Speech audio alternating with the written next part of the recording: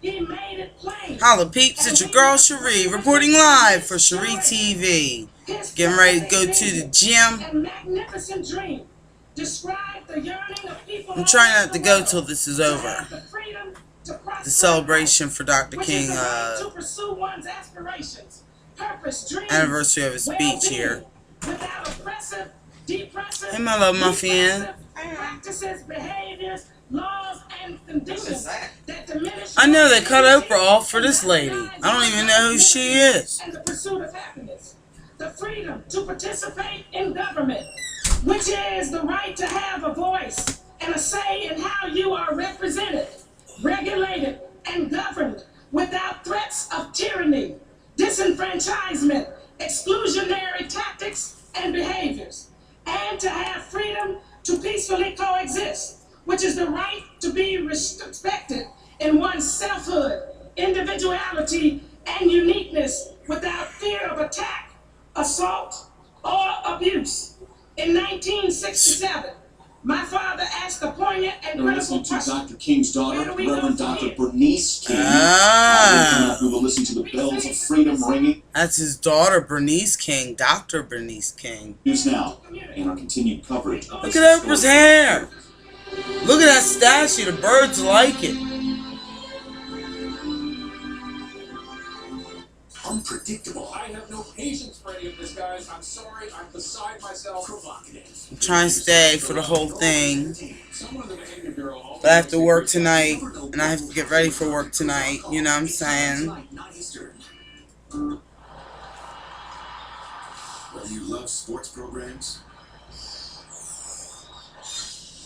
baby, will you do me a favor? Hand my hat, please. talent competitions, No. So I don't have to leave the frame. shows, Don't wanna leave the frame. personal recommendations. Discover TV shows picked. That's just alright. for you. It's a first for TV and only from Cox. Learn more at cox.com/diamond. Oh, my internet has been down for hours. I can't check anyone out. Phone number. No idea. Your security question is, what's the name of your first pet? My first pet was a fish. I need an answer. My first dog was Larry. First pet. Probably is Tim. A name. Larry. Access denied. Gilly. Too many tries. Count frozen. Frozen. Frozen. Thank you, baby. Want personal service? I really appreciate it. Thank you, huh? Today. Okay. Don't miss a special Nancy Christmas process starting tonight, 8 Eastern on HLN.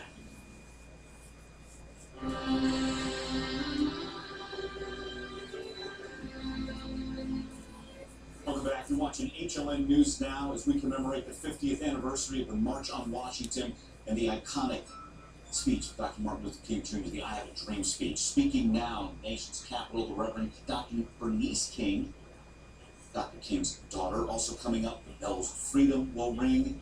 And of course, we're going to hear from President Obama as well. There's the bells. Oh, I don't want to miss President Obama.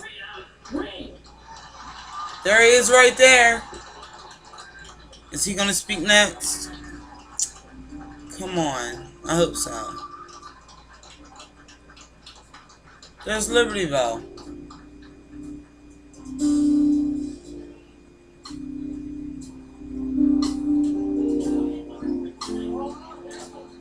In 1963, the 16th Street Baptist Church was bombed. The bell was saved. Oh. And thanks to the church and William Bell, the mayor It's of the bell from the Birmingham, bombing. that bell is here. To help celebrate Dr. King's From the legacy bombed and this day, school. let freedom ring.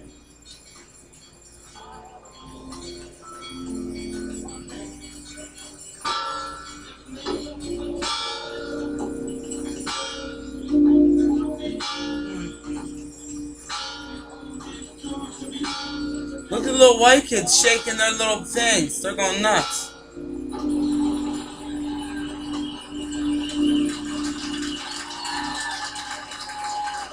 They let a little black kid ring the bell, and then they showed a whole bunch of token little white kids cheering. Performance by Tony and Grammy Award It's nice. winner Heather Headley.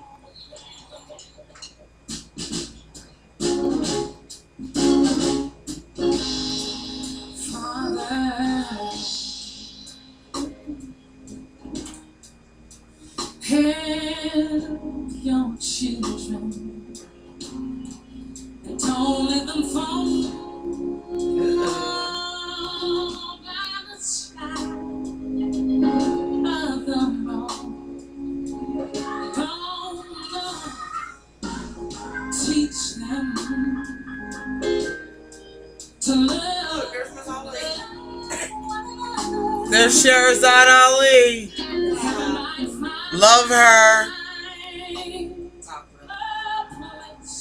Listening to Heather Headley speak again, President Barack Obama said She's not speaking, she's singing. The bells of freedom ringing. 3 p.m. Eastern Time, the same time Dr. King took the stage and gave a speech that changed the Yeah, nation. this is the time Dr. King was speaking back in the day. You want it, you can.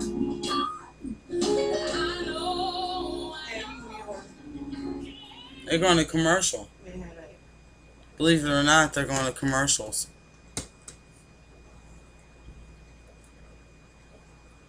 This event wasn't important enough not to go to commercials. So they're cutting out certain times. Hey. It's all about business, right? I'm kind of hungry. I kind of want to eat before I go work out. But I shouldn't. Maybe I'll take one of my Sense of Candy snacks.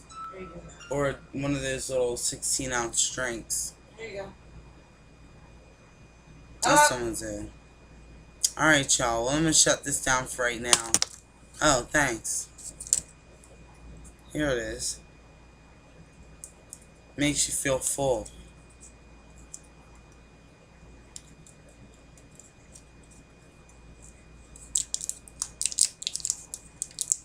They're really good.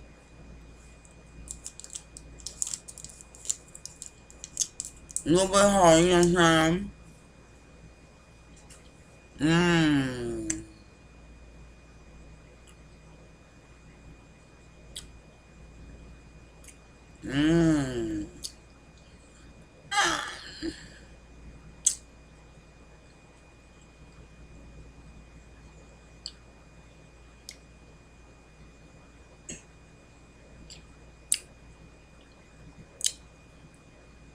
I guess it's got sense in it.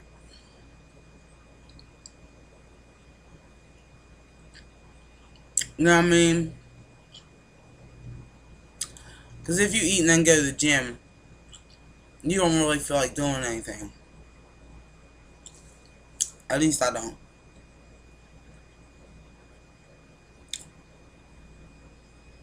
I just go to the sauna. Fuck a machine.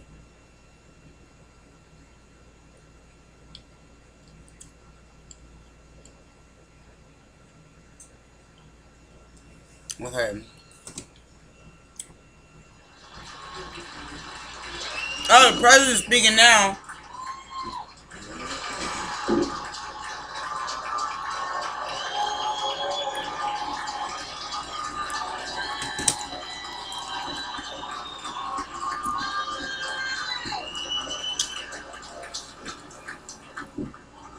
Shree. To the King family who have sacrificed and inspired so much. To President Clinton, President Carter, Vice President Biden, Jill, fellow Americans. 5 decades ago today, Americans came to this honored place to lay claim to a promise made at our founding.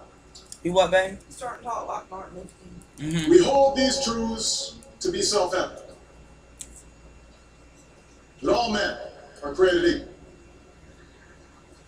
They are endowed by their Creator with certain unalienable rights.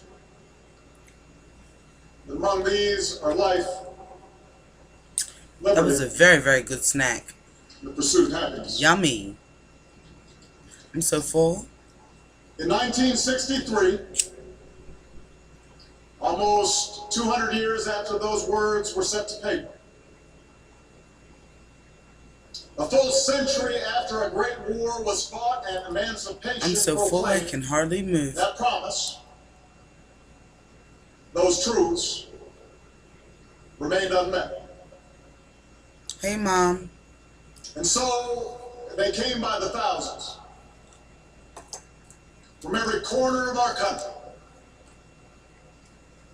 Men and women, young and old,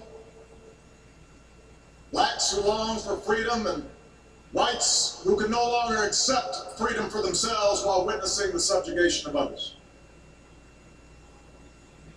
I'm gonna eat a sandwich. Across the land, congregations sent them off with food and with prayer.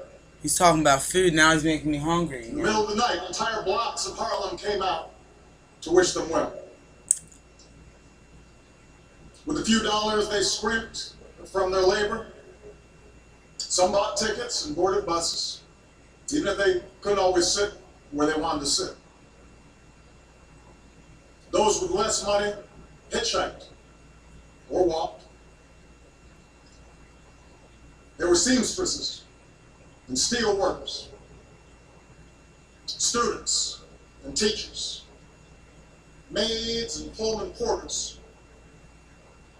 They shared simple meals and bunked together. He's talking like Dr. King now. Baby's right. It's contagious. And then, on a hot summer day, they assembled here in our nation's capital. It's contagious. Under the shadow of the great emancipator, to offer testimony of injustice, to petition their government for redress, and to awaken America's long slumbering conscience. We rightly and best remember Dr. King's soaring oratory that day. How he gave mighty voice to the quiet hopes of millions. How he offered a salvation path for oppressed and oppressors alike. His words belong to the ages, possessing a power and prophecy unmatched in our time. But we would do well to recall that day itself also belonged to those ordinary people whose names never appeared in the history books, never got on TV. Many had gone to segregated schools and sat at segregated lunch counters. They lived in towns where they couldn't vote, in cities where their votes didn't matter. There were couples in love who couldn't marry. Soldiers who fought for freedom abroad that they found denied to them at home. They had seen loved ones beaten and children fire-hosed. And they had every reason to lash out in anger or resign themselves to a bitter fate. And yet, they chose a different path. In the face of hatred, they prayed for their tormentors. In the face of violence, they stood up and sat in with the moral force of nonviolence. Willingly, they went to jail to protest unjust laws, their cells swelling with the sound of freedom songs. A lifetime of indignities had taught them that no man can take away the dignity and grace that God grants us. They had learned through hard experience what Frederick Douglass once taught, that freedom is not given, it must be won through struggle and discipline, persistence and faith.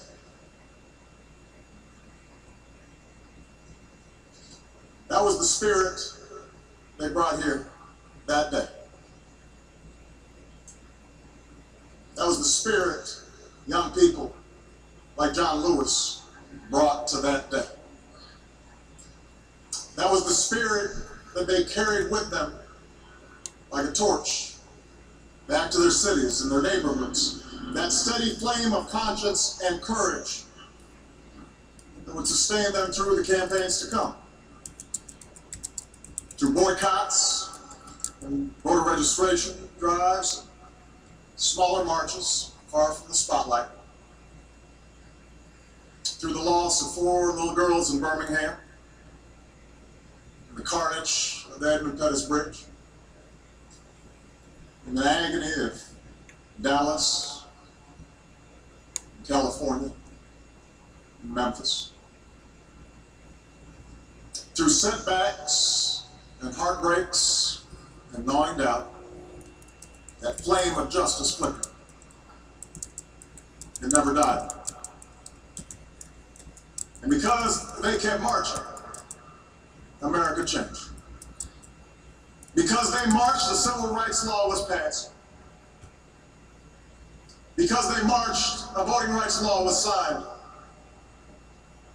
Because they marched, doors of opportunity and education swung open so their daughters and sons could finally imagine a life for themselves beyond washing somebody else's laundry or shining somebody else's shoes. Because they marched, city councils changed and state legislatures changed and Congress changed and yes, eventually the White House changed.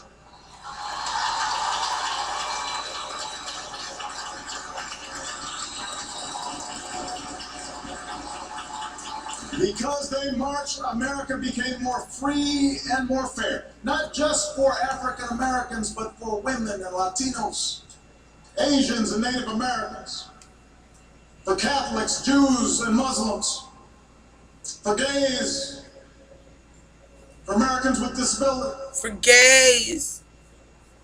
America changed for you and for me. And the entire world drew strength from that example. Whether the young people who watched from the other side of an iron curtain and would eventually tear down that wall, or the young people inside South Africa who would eventually end the scourge of apartheid.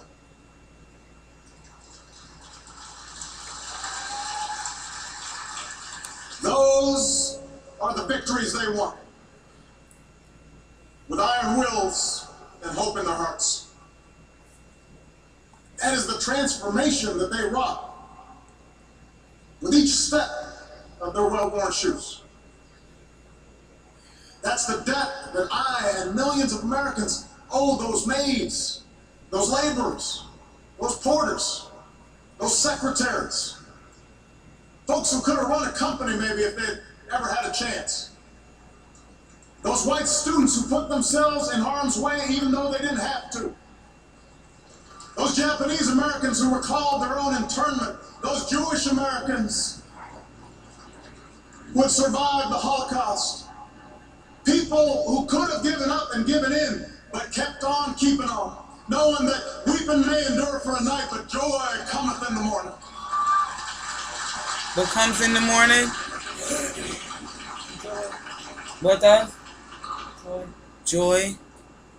On the 46 battlefield Lord. of justice, men and women without rank or wealth or title or fame would liberate us all in ways that our children now take for granted. As people of all colors and creeds live together and learn together and walk together and fight alongside one another and love one another and judge one another by the content of our character in this greatest nation on earth. To dismiss the magnitude of this progress, to suggest, as some sometimes do, that little has changed, that dishonors the courage and sacrifice of those who paid the price to march in those years. Medgar Evers, James Chaney, Andrew Goodman, Michael Schwerner, Martin Luther King Jr., they did not die in vain.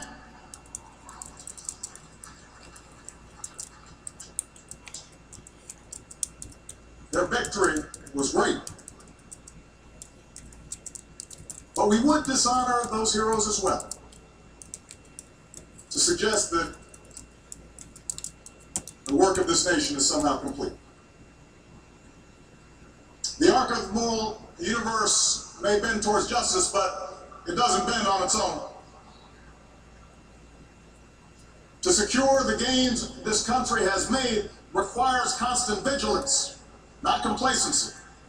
Whether by challenging those who erect new barriers to the vote, or ensuring that the scales of justice work equally for all and the criminal justice system is not simply a pipeline from underfunded schools to overcrowded jails, it requires vigilance.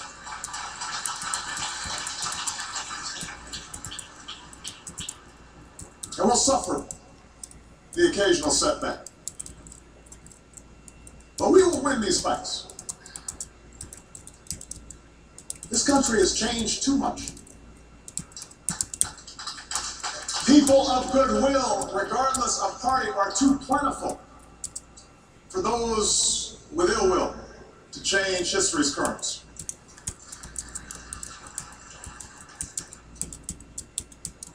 In some ways, though, the securing of civil rights, voting rights, the eradication of legalized discrimination, the very significance of these victories may have obscured a second goal of the march. For the men and women who gathered 50 years ago, we're not there in search of some abstract idea. They were there seeking jobs as well as justice. Not just the absence of oppression. Alright, peeps. We're at 22:18.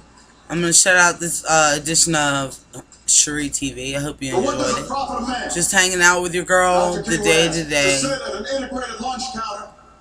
I'm going to watch the president some more and then hit the gym, and there will be some more SchreeTV for you later on.